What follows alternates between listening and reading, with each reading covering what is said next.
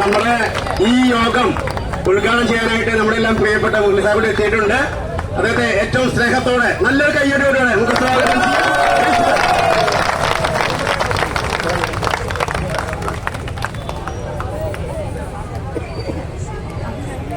ഈ സെക്രട്ടേറിയറ്റ് മാർച്ചിൽ പങ്കെടുക്കുന്ന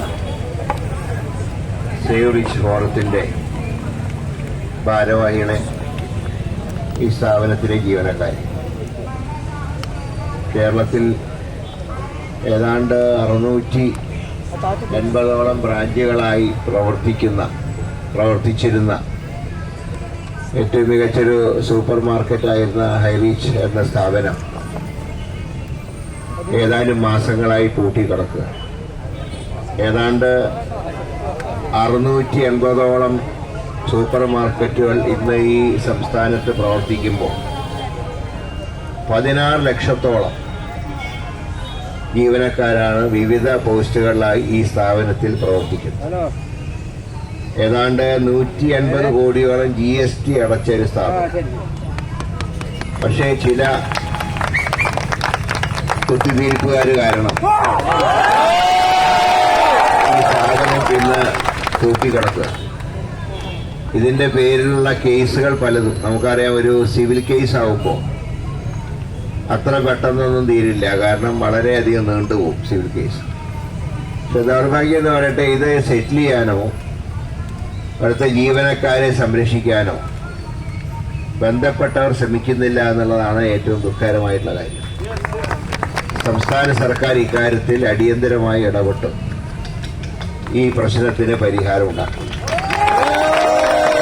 ഇത്രയും ലക്ഷങ്ങൾ, ഇപ്പൊ നമുക്കറിയാം കേരളത്തിലെ തൊഴിലില്ലായ്മ പരിഹരിക്കാനുള്ള സ്റ്റാർട്ടപ്പുകൾ തുടങ്ങുന്നു എന്ന് പറയുന്ന ഒരു കാലത്താണ് തുടങ്ങിയ സ്ഥാപനം അടച്ചുപൂട്ടുന്നൊരു സാഹചര്യം. ഇത്രയും ലക്ഷം ആളുകൾ ഇതിന് ജോലിയെടുക്കുക. 16 ലക്ഷം ആളുകളാണ് തൊഴിൽരഹിതരായിട്ടുള്ളത്. അതായത് തൊഴിലില്ലാത്തവർക്ക് തൊഴിൽ കൊടുക്കുന്ന സ്റ്റാർട്ടപ്പ് നടത്തുന്ന സമയത്ത് 16 ലക്ഷം ആളുകൾ ഈ തൊഴിലെടുത്തിരുന്നാൽ തൊഴിലില്ലാതാവുക. അപ്പൊ ഇക്കാര്യത്തില് സർക്കാർ പ്രത്യേക താല്പര്യം എടുക്കണ്ടേ? അതിന് പകരം ഇപ്പൊ സാധാരണ രീതിയിൽ ഒരുപാട് നമ്മുടെ നാട്ടിൽ ഒരുപാട് ചാനലുകളുണ്ട്. കേരളം ചെറിയ സ്റ്റേറ്റ് ആണെങ്കിലും ചാനലുകൾ ഒരുപാടുണ്ട്. അപ്പൊ അവർക്ക് ചിലർക്കൊക്കെ വാർത്ത കിട്ടാതാവുമ്പോ ഏതെങ്കിലും സ്ഥാപനത്തിനെ കയറി പിടിക്കുന്നത്,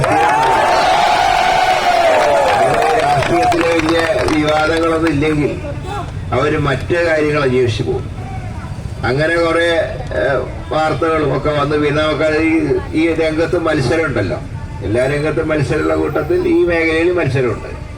അപ്പൊ ഒരു സ്ഥാപനം മറ്റു സ്ഥാപനത്തിനെ ഇടിച്ചു കയറ്റാൻ ശ്രമിച്ചതിന്റെ ഭാഗമായി തന്നെയാണ് ഈ സ്ഥാപനത്തിന്റെ മേലെ ഇങ്ങനെ ഒരു എന്താ പറയുക, നാടൻ ഭാഷയിൽ ഇങ്ങനെ പുലികാലം വന്ന് ചാടി. പക്ഷേ അതിന് ഇത്രയും ജീവനക്കാരെ നമുക്ക് വിധി കൊടുക്കണം. അപ്പൊ തന്നെ സ്ഥാപനത്തിൽ എത്ര പേര് ആത്മഹത്യ ചെയ്യുന്നുള്ളതിന്റെ കണക്കുകൾ എടുത്താൽ അറിയാം ഇതിന്റെ ഒരു ഭീകരമായിട്ടുള്ള അന്തരീക്ഷം. അപ്പോൾ ഗൾഫ് രാജ്യങ്ങളിൽ തന്നെ ജോലി നഷ്ടപ്പെട്ട ആളുകൾ നമ്മുടെ രാജ്യത്തേക്ക് ഇപ്പൊ തിരിച്ചു വരുമ്പോഴാണ് നമ്മുടെ നാട്ടിൽ പ്രവർത്തിക്കുന്ന ഒരു സ്ഥാപനം അടച്ചുപൂട്ടുന്നൊരു സാഹചര്യമുണ്ടായി. കേരളത്തിനെ സംബന്ധിച്ച് മുൻകാലങ്ങളിൽ ദുഷ്പേരുണ്ടായിരുന്നു, ഒന്നും തുടങ്ങാൻ കഴിയില്ല. അതിപ്പോഴങ്ങനെയല്ല. ഇപ്പൊ തുടങ്ങിയതിനെയാണ് ചില മത്സരത്തിന്റെ പേരിൽ, ചില കുപ്രചരണത്തിന്റെ പേരിൽ ഇവിടെ കൂട്ടിയിട്ടു.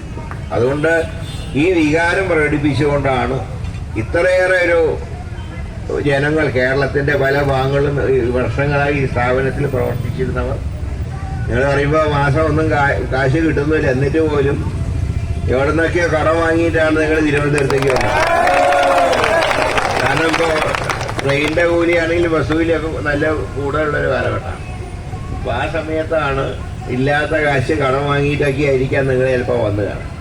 അതുകൊണ്ട് ഗവൺമെന്റ് ഇക്കാര്യത്തിൽ വളരെ കാര്യക്ഷമമായി പ്രവർത്തിച്ചില്ലെങ്കിൽ ഇപ്പൊ തന്നെ അയ്യപ്പന്റെ കോപം കിട്ടുന്നുണ്ട്. അതിന് പുറമെ ഇനി പാവപ്പെട്ട ജീവനക്കാരുടെ ശാപം കൂടി ആയാൽ അതിന്റെയൊക്കെ ഫലം അനുഭവിക്കേണ്ടി വരുന്ന ഭരിക്കുന്നവരാ. ഞാൻ മറ്റു രാഷ്ട്രീയമൊന്നും പറയുന്നില്ല, രാഷ്ട്രീയം പറയേണ്ട രീതിയല്ല, എല്ലാ പാർട്ടിക്കാരും ഉണ്ട്, എല്ലാ പാർട്ടി.